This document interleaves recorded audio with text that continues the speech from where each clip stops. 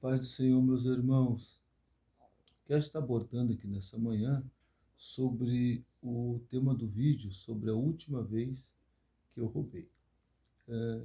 Estou meio impossibilitado que eu acabei sofrendo um acidente, eu caí da escada e quebrei 3 dedos do meu pé. Mas vamos seguindo avante, em frente, e conto com a oração de cada um de vocês. Que Deus possa te abençoar. Convido você que ainda não é inscrito, está nos apoiando, nos dando essa força. Faça ali o seu comentário, deixe ali seu comentário. E a gente agradece de coração que o Deus do céu possa te fazer prosperar. O tema do vídeo dessa ocasião aqui é sobre a última vez em que eu roubei. Deixando claro que na verdade não foi roubo, foi um furto. Qual a diferença? O roubo é quando existe uma vítima. O furto tem a vítima, mas só que ela não aparece na presença, não está ali presente no momento, ou tu subtrai algo de alguém sem ela perceber. Então isso é um furto. E às vezes tem a vítima, mas daí tu subtrai algo de alguém sem ela ver, então acaba sendo um furto. E o roubo já tu tem que utilizar alguma arma, ou pega na mão grande ali, que a pessoa ela vai notar que foi, que está sendo roubada, né? E o furto, geralmente, às vezes a pessoa não vê, quando vai dar por conta, já alguém já subtraiu. Então eu coloquei o título desse vídeo sobre a última vez que eu roubei na minha vida. Comecei a delinquir entre 14 e 15 anos. A última vez, então, que eu pratiquei algo ilícito foi dia 5 de dezembro de 2000.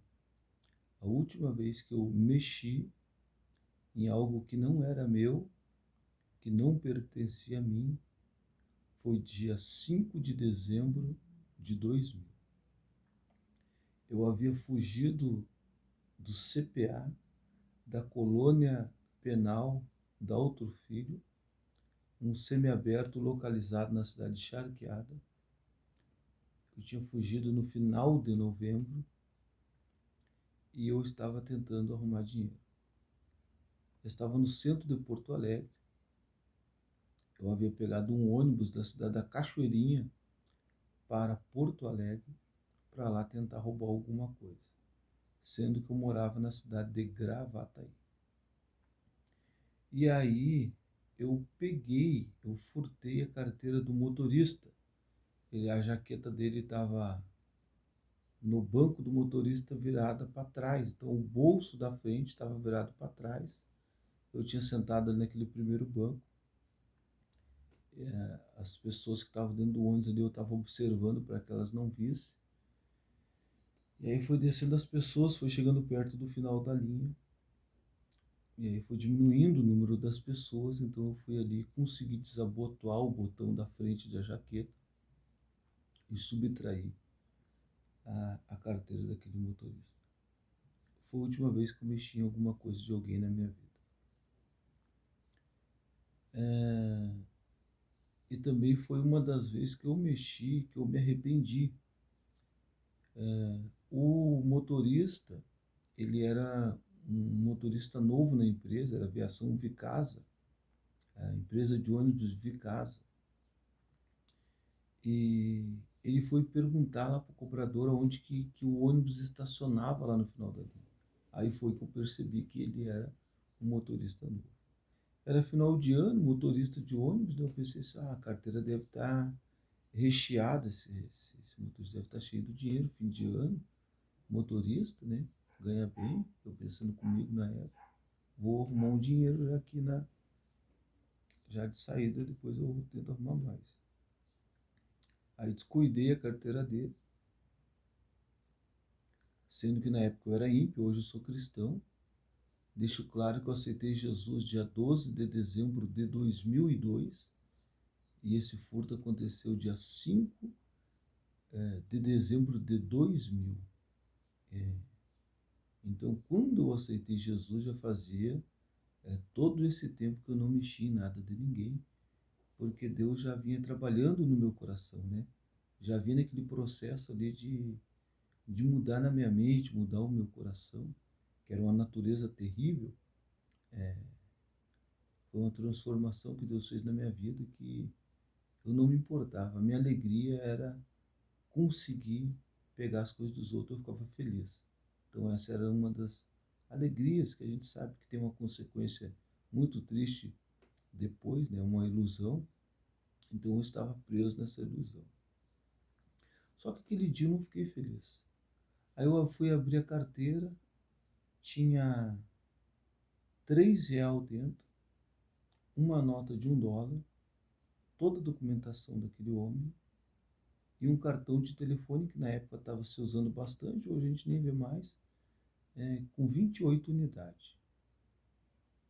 E aí começou a me dar um pesar no coração, eu comecei a me preocupar com o motorista, coisa que isso aí raramente aconteceu comigo de me preocupar, de ficar sentido com a vítima. Pelo contrário, como eu estava dizendo, eu me sentia feliz em passar a perna em alguém, eu consegui obter alguma coisa, né, às custas dos outros. E nesse dia eu me senti mal e fiquei sentido pela pessoa, me compadeci daquele homem. Eu disse, nossa, agora ele, de repente, o senhor não está passando necessidade dentro de casa, é um motorista novo, vai que recém conseguiu um emprego, agora não vai poder trabalhar, sem a carteira de motorista, os documentos dele, tinha só R$ 3 na carteira, US$ 1, de repente esse rapaz está passando necessidade, então me coloquei no lugar dele, me compadeci dele, coisa que eu não fazia, né? Eu não estava nem aí. Aí eu ia colocar, dispensar a carteira, peguei aquelas coisas de valor, e a carteira eu peguei também e eu ia dispensar só os documentos. Tinha um jovem comigo, eu pedi para ele lá levar lá antes de nós botar fora, você vai lá e entrega para alguém, diz que você achou lá pelo terminal lá a carteira e dá para um fiscal lá, dá para algum fiscal lá da aviação Vicasa lá e diz que tu achou lá e entrega para eles. Eu fiquei de longe. Aí ele voltou com a carteira e falou assim, a polícia lá tá revistando várias pessoas. Então, entendeu? E aí ele me vem com a carteira de volta, que eu tinha, a princípio ela tava os documentos tudo lá. O que que eu fiz? Eu peguei a carteira, já tinha tirado os R$ 3 e o dólar, e tinha deixado só os documentos. Eu peguei depois a carteira e tirei todos os documentos, fui num banheiro público e coloquei no chão, assim, embaixo do vaso, naquela expectativa de alguém que fosse limpar ali, o rapaz que limpa, fosse entregasse para alguém, porque ia ser só documento. Só que a partir daquele dia eu senti que Deus já estava trabalhando no meu coração. Hoje eu sei, né? Na época eu não sabia que era Deus, mas eu fiquei sentido, me compadeci do rapaz, não fiquei feliz e daquele dia eu fiz como se diz, um propósito, sei lá, eu falei para mim mesmo, eu nunca mais vou roubar nada de ninguém, nunca mais vou mexer em nada de ninguém. E realmente nunca mais, depois daquela data de 5 de dezembro de 2000, eu nunca mais peguei em algo, alguma coisa de alguma pessoa que não era meu. E hoje eu vivo nesse dilema, depois que eu aceitei a Cristo, em 2002, o que não é meu, eu não quero. Eu não quero, eu prefiro passar dificuldade na minha vida, alguma necessidade na minha vida, como eu já passei como cristão, mas eu não mexo em nada de ninguém e o que não é meu, eu não quero. Eu não faço questão de ter. E tudo que em Deus eu consegui até hoje, foi tudo honestamente. Talvez um dia eu faça um vídeo sobre isso, de que eu fiz muitas coisas erradas como crente, como ímpio, levando uma vida no mundo como criminoso. Mas dentro da igreja, como cristão, em vários assuntos eu nunca me envolvi. Então eu vou fazer talvez um vídeo desse, porque eu conheci pessoas que nunca se envolveram com crime, que eram trabalhadores, mas foram para a igreja e se envolveram com um monte de coisa que não é lícito um cristão se envolver. Então, naquela mesma noite, umas 11 horas da noite, eu estava caminhando no centro de Porto Alegre. E aí eu enxerguei 4 policiais caminhando, era policial da Choque, caminhando. Então, como lá no centro tem muito prédio, e não tinha como eu dobrar nenhuma rua. E eu estava de um lado da rua, e eles vinham vindo do outro.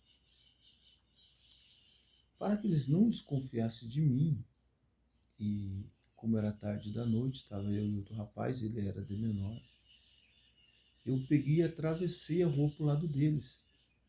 Que na hora eu pensei assim, bom, se eu devesse alguma coisa, não ia estar indo para o lado da polícia, não ia estar atravessando para o lado deles. E isso iria funcionar se não fosse o caos que um daqueles 4 tinha feito ronda dentro do presídio central de Porto Alegre. E quem faz a ronda lá não é policial penal.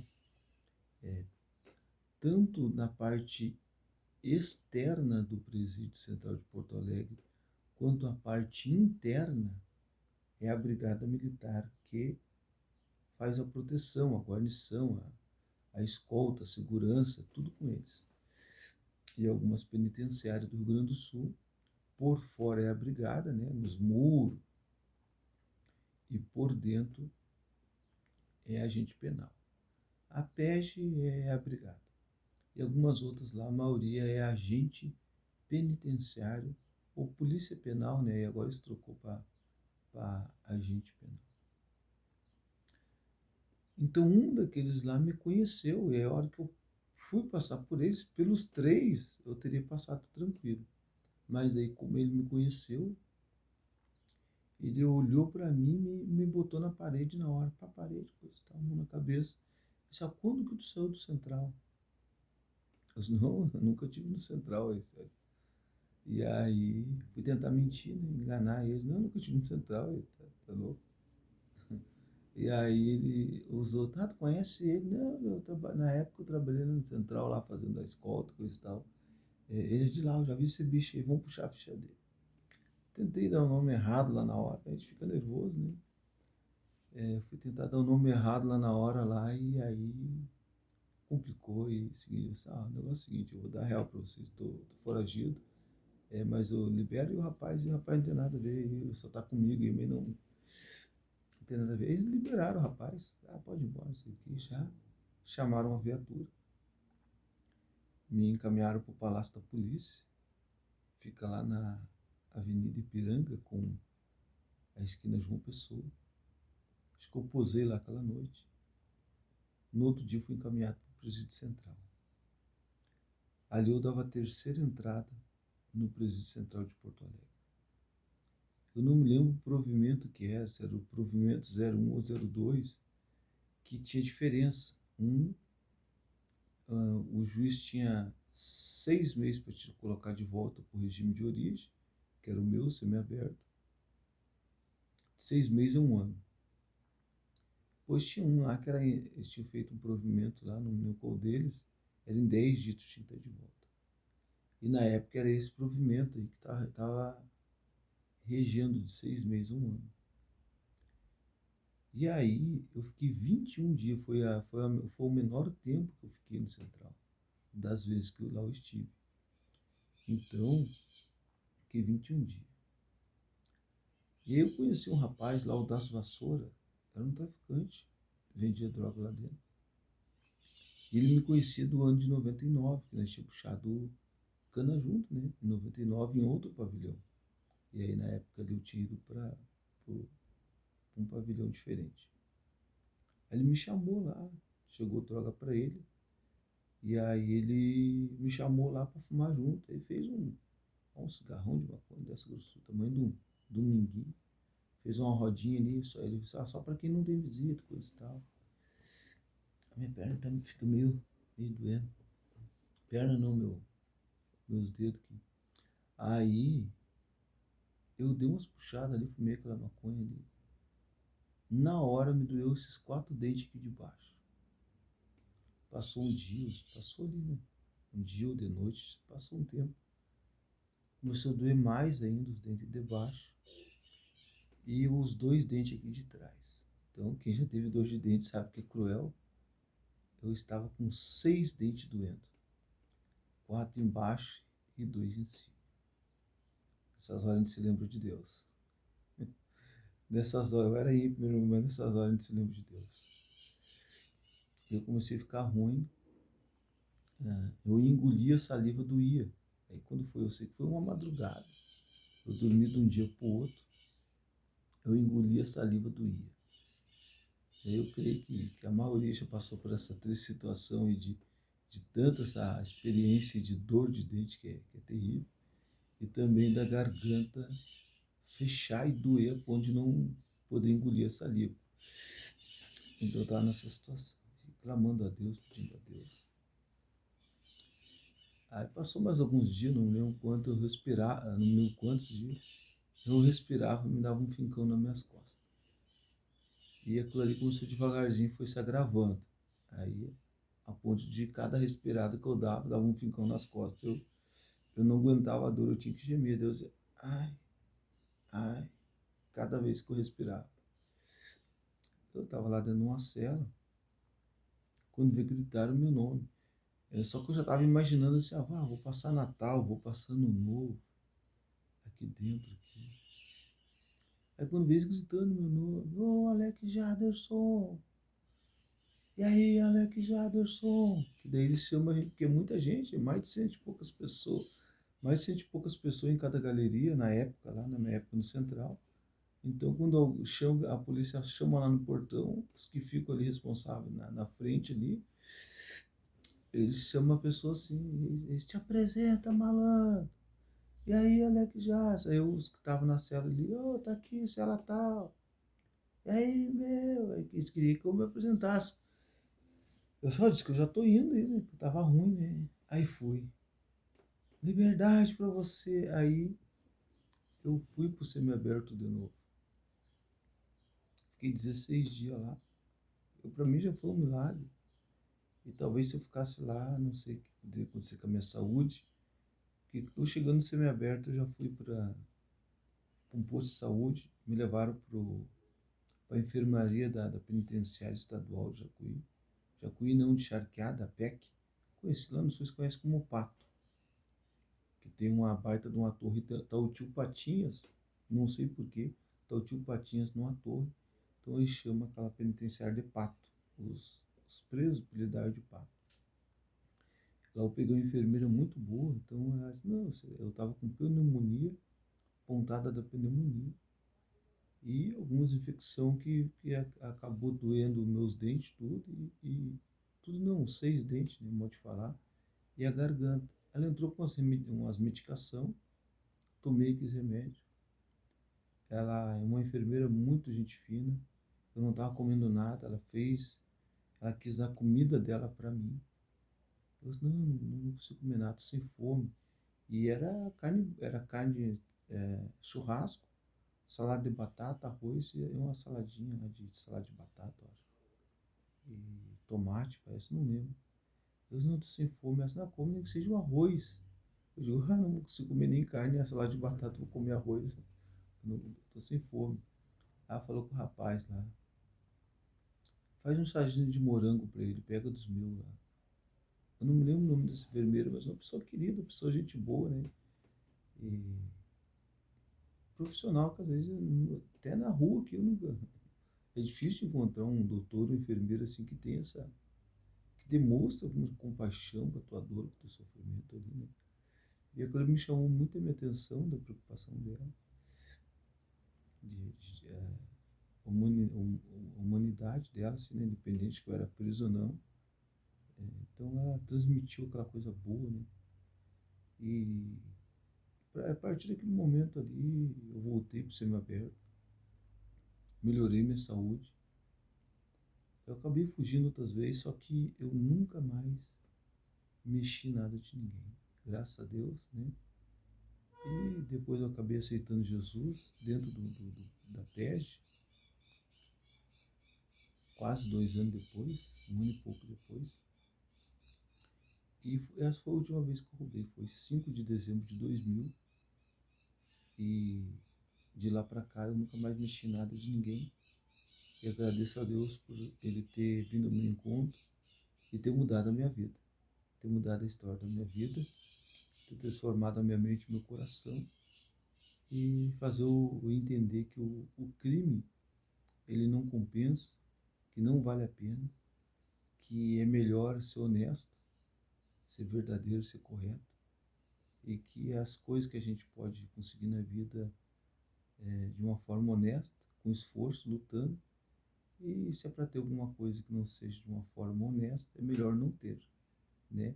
Ou se é para adquirir algo que não seja de uma forma lícita, é melhor não ter.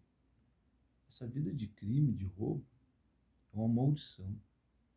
Todo o dinheiro que a pessoa pega, ou ela gasta tudo em droga, e aqueles que não são, aqueles que tem vários tipos de criminosos, né?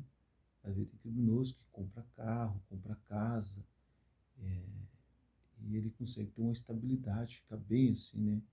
Materialmente falando. Mas até esses aí, depois um dia ou outro a casa cai, eles acabam indo presos e tem que gastar tudo com advogado, com tudo, e não fica nada. É um dinheiro amaldiçoado, esse dinheiro que vem de uma forma ilícita. Então, a melhor coisa é a pessoa ser honesta, trabalhar, se esforçar, buscar em Deus, né? Deus faz milagre, pode fazer por nós aquilo que a gente não pode, humanamente falando. E eu louvo a Deus por Ele ter me perdoado, ter me dado essa oportunidade de mudança. Esse é o Deus de Israel, o Deus vivo, aquele que dá oportunidade, né, para que alguém se arrependa. Ele oferece essa oportunidade para que alguém se arrependa dos seus maus caminhos. E aí eu tive esse encontro, essa chance, e me agarrei com as duas mãos. E de lá para cá, Deus tem sido misericordioso, bondoso, e tem mostrado quanto Ele é bom. Que Deus te abençoe, te guarde e faça prosperar, né, o teu caminho.